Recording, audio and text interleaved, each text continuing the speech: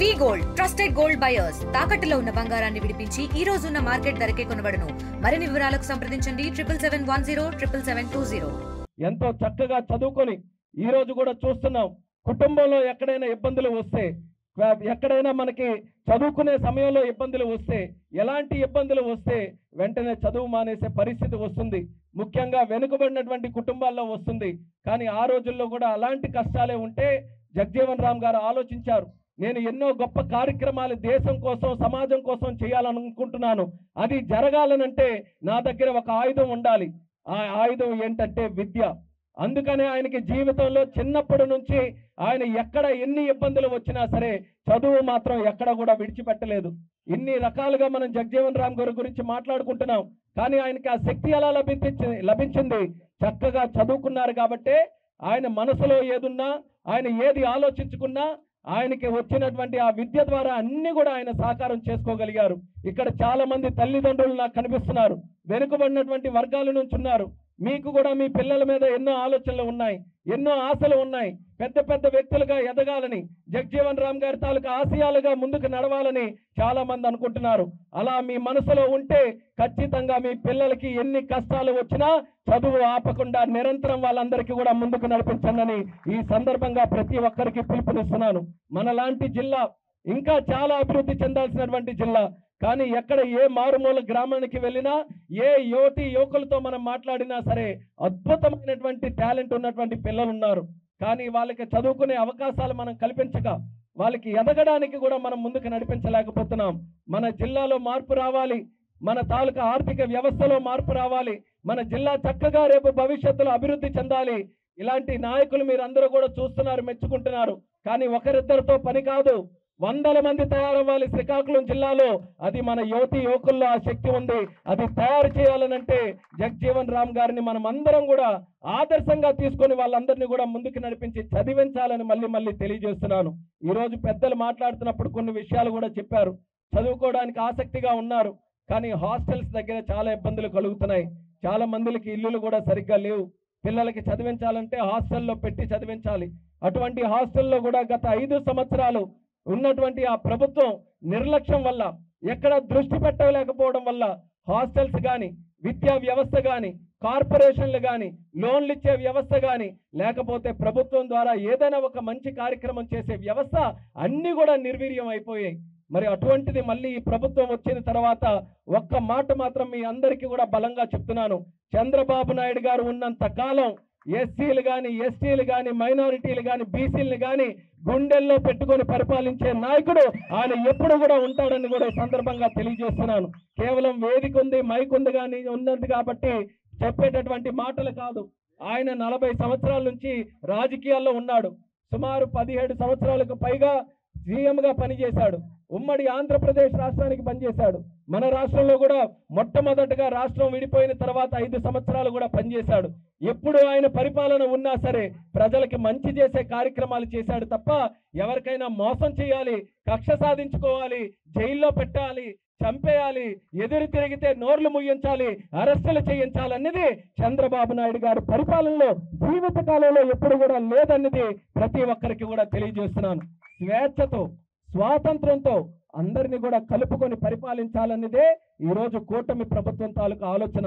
ఇందాక చెప్పినటువంటి హాస్టల్స్ నా తాలూకా వ్యక్తిగత లక్ష్యం కూడా పెట్టుకొని జిల్లాలో ఉన్నటువంటి హాస్టల్స్ అన్ని కూడా తీర్చిదిద్దడానికి రాష్ట్ర ప్రభుత్వం, కేంద్ర ప్రభుత్వం తాలూకా సహకారం తీసుకొని అక్కడ నుంచే ప్రక్షాళన మొదలు పెడతామన్నది కూడా ప్రజలందరికీ కూడా ఈ సందర్భంగా హామీ ఇస్తున్నాం. అలాగే పూలే గారి తాలూకాది కూడా ఆ రోజు అచ్చెన్నాయుడు గారు బీసీ మినిస్టర్గా ఉంటే ఒక పార్కు ఏర్పాటు చేసుకొని విగ్రహం ఏర్పాటు చేశాం. అలాగే ఆయన శాఖ ద్వారా నిధులు అందిస్తే బీసీ భవనాన్ని కూడా తయారు చేసుకున్నాం. 90% అయ్యింది. ప్రభుత్వం మారింది, 10% నిధులు ఇస్తే చక్కగా వాళ్ళే గ్రానైట్ రాయేసుకొని పేర్లు వేసుకొని కూడా ఓపెన్ చేసుకోవచ్చు. కానీ ఆ ఆలోచన కూడా లేదు. ఆ 10% కూడా నిధులు ఖర్చు పెట్టలేనటువంటి ప్రభుత్వం ఉంది కాబట్టే అంత ఘోరంగా వాళ్ళు ఓడిపోయారనేది కూడా ఒక్కసారి మనం గుర్తు చేసుకోవాలి. కానీ మన ప్రభుత్వం వచ్చిన తర్వాత అది పూర్తి చేసి 11 పూలే గారి తాలూకా జయంతి సందర్భంగా ఓపెన్ చేసుకుంటున్నాం. అలాగే అంబేద్కర్ గారు అంటే కేవలం దళితుల తాలూకా నాయకుడు కాదు, యావత్ భారతీయులు గతంలో ఇప్పుడు రేపు భవిష్యత్తులో నేను భారతీయుడని చెప్పుకునేటటువంటి ప్రతి ఒక్క వ్యక్తి కూడా సలాం కొట్టాల్సినటువంటి వ్యక్తి డాక్టర్ బాబాసాహెబ్ అంబేద్కర్ గారు అనేది గుర్తు చేస్తున్నాను.